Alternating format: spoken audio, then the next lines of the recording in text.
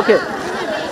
ఈ రోజున విజయవాడలో గత 15 రోజుల నుంచి కూడా ఈ వరదల వల్ల ఇబ్బంది పడినటువంటి పేదవాళ్ళకి మరి ముఖ్యమంత్రి చంద్రబాబు నాయుడు గారు కానీ కేంద్రంలో మోడీ గారు కానీ ఎంత ఆర్థిక సహాయం చేసినా కూడా ఇందులో ప్రజల భాగస్వామ్యం ఉంటే ఆ ప్రజలకు ఎన్నో సేవలు చేసిన వాళ్ళు అవుతారు అనే ఉద్దేశంతో ఆంధ్రప్రదేశ్ రిజిస్ట్రేషన్ ఏదైతే స్టాంప్స్ మరి రిజిస్ట్రేషన్ ఆఫీసులు ఉన్నాయో దరిదాపు 360 ఉన్నట్టున్నాయి.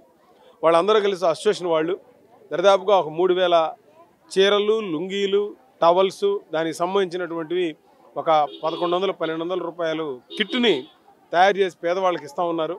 దీనికోసం మరి రెవెన్యూ సెక్రటరీ గారు అయినటువంటి సిసోడియా గారు వచ్చి ఆయన చేతుల మీదుగా ఇక్కడ ఉన్నటువంటి ఈ మన సేవా భారతి అంటే ఈ సేవా భారత్ అనేది స్లమ్స్లో ఎవరైతే పేదవాళ్ళు ఉంటారో వాళ్ళని తీసుకొచ్చి చదివించటం, చదువుకున్న తర్వాత 10th క్లాస్ తర్వాత ఏదైనా వాళ్ళకి నర్సింగ్ కోర్స్ కానీ ఏదైనా చేయటం అనేది వాళ్ళ ఉద్దేశం.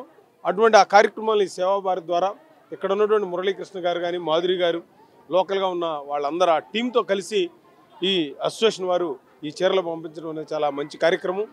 నేను ఒకటే మనవి చేస్తా ఉన్నాను, మనం చనిపోతూ ఏమి తీసుకెళ్లేది ఉండదు.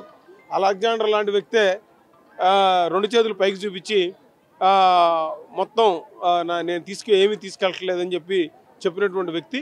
మరి మనం బతికున్నప్పుడే దానం చేసినా, ఒక మంచి పని చేసినా, ఒకళ్ళని ప్రేమించినా కూడా అది మనకి కర్మ ఏదైతే చేస్తామో అది మనకి రిటర్న్ వస్తుంది. ఆ విధమైనటువంటి మంచి ఆలోచనతో వీళ్ళందరూ కూడా రావటం అనేది మంచి పరిణామం.